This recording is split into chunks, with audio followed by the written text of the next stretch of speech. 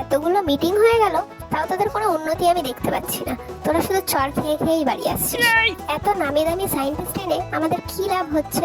তোরা তো সেই শুধু টাকাটাই ধ্বংস করছিস।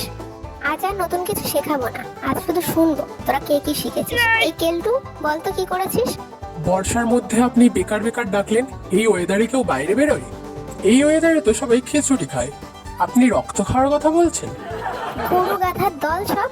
মশারা কি খিচুড়ি খায় নাকি? তোরা রক্ত খাওয়া বাদ দিয়ে খিচুড়ি খাচ্ছিস? ও মশাদের খিচুড়ি খেতে নেই? আগের দিন অবশ্য খেতেই পারিনি।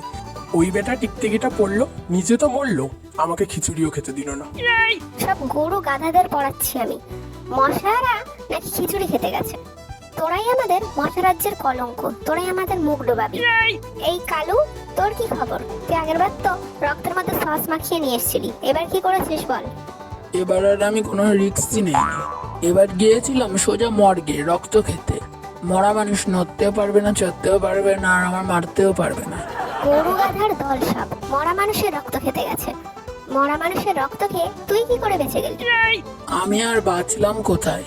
আগের দিন রাত্রে এত পেটে ব্যথা দিচ্ছিল যে মশা ডাক্তারের কাছে যেতে হলো। ডাক্তার বলল সে নাকি বিষ খেয়ে মরেছিল, তাই আমার এমন হয়েছে।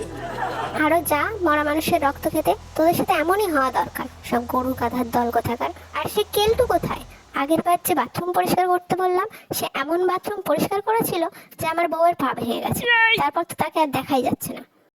ওইসব কথা ছাড়ুন, আপনি যে এত বড় বড় ডায়লগ দিচ্ছেন, আপনি এবার রক্ত নিয়ে আসুন তো দেখি আপনি কেমন রক্ত আনতে পারেন। এটা আবার কোনো কঠিন কাজ হলো নাকি? এ তো আমার কাছে একদম জল ভাত। তাহলে পরের দিন এই কথাই থাকলো, আপনি রক্ত নিয়ে আসবেন। সব গরু গাধাগুলো আমাকেই শেষ পর্যন্ত ফাঁসিয়ে দিল। সেই কবে চড় খেয়েছিলাম, তারপর পড়াশোনা করে এই স্যার হলাম, আবার যেতে হবে চড় খেতে।